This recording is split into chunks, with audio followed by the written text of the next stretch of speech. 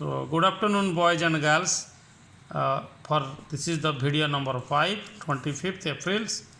So today I am discussing about the curvilinear translations, equation of motions.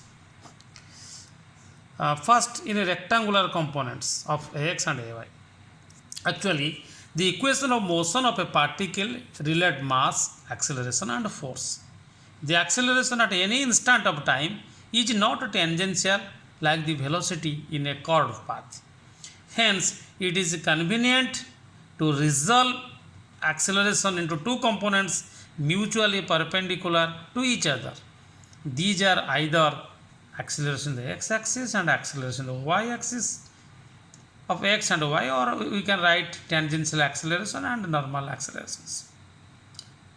Thus, the equation of motion can be written choosing either set of the components of accelerations. First, equation of motion, I am just telling about the rectangular components x and ay. This is x-axis, this is y-axis. And just write, this is the force. This is inertia force in the x-axis, inertia force in the y-axis, normal force, real force in the x-axis, real force in the y-axis. Let a system of forces acting on a particle at A, as shown in figure, resolve the forces acting on a particles in the direction of x and y. That is, let summation of fx and summation of fy are the sum of the components of the forces in the x and y directions. Applying Newton's second law in these two directions, summation of fx equal to m ax, putting the value of w by g in place of m, I am so simply getting w by g x. Similarly, summation of fy equal to m ay equal to w by g ay. These two sets of equations are useful while solving problems in curvilinear motions. Second, just I am telling about in tangential components of AT and AF. In the same manner, resolve the forces acting on a particle in the direction of a tangent to the curve and normal to it, that is summation of ft, that is summation of ft and summation of fn are the sum of the components, are the sum of the components of the forces in the tangent and normal direction. So simply I am putting the Newton's second law, I am applying Newton's second law. This is x-axis, this is y-axis, this is curved path, and this is tangential force, summation of tangential force and normal force, summation of, because there's this angle is, input angle is 90 degree, this is the tangents and this is normals. Are you getting my points, guys? Similarly, this is for real force and for inertial force. Also I am writing y, x-axis, y-axis, curvilinear path, w by g, a tangential acceleration, w by g, normal acceleration. This included angle is 90 degrees. So just I am turning my pages again. Just I am to just see.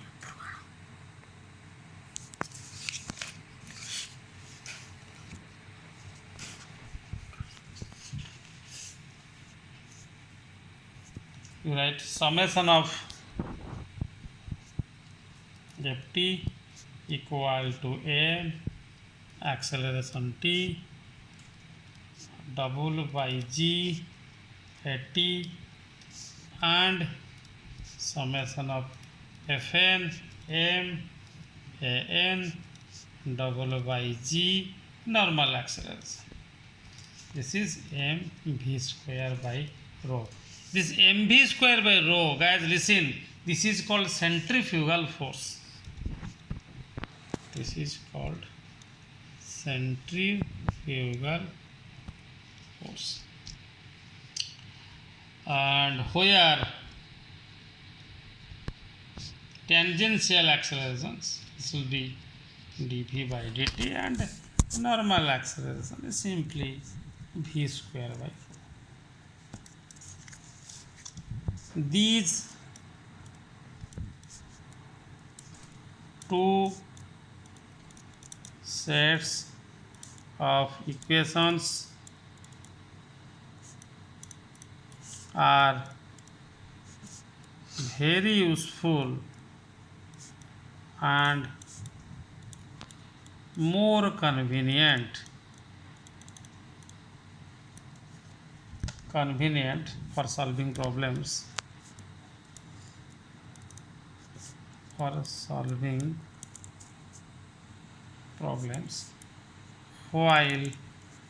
dealing with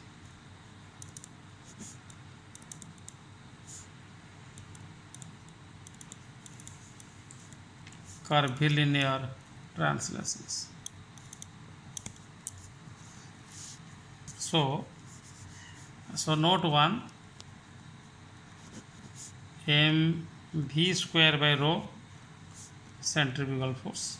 This is called as centrifugal force. Note 1, this second. Note 2, the normal acceleration by body under curvilinear motion in polar coordinate systems is an d square r by dt square equal minus r d theta dt square. The tangential components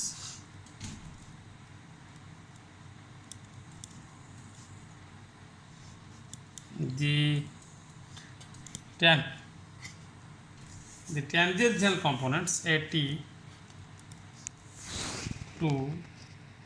dr by dt d theta by dt plus r d square theta by dt squares. Note 3 final.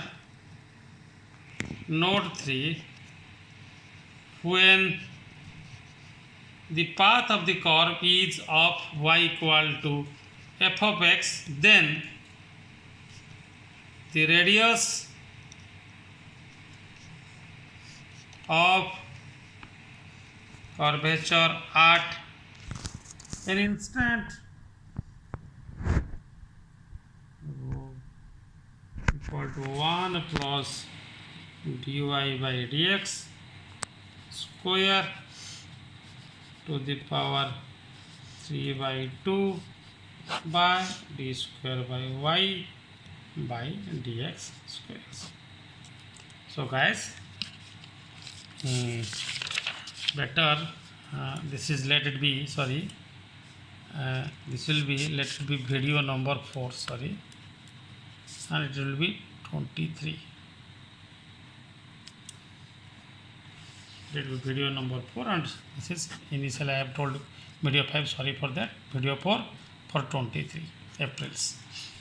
And so this is all about curvilinear translations. Then a question will come, write the equations of motions of curvilinear translation. So the equation of motion of a particle relates mass, acceleration and force. The acceleration at any instant of time is not tangential like the velocity in a curved path. Hence, it is convenient to resolve acceleration into two components mutually perpendicular to each other. These are either ax and ay along the direction of x or y, or tangential and normal acceleration along the direction of the tangent normal to the curve respectively.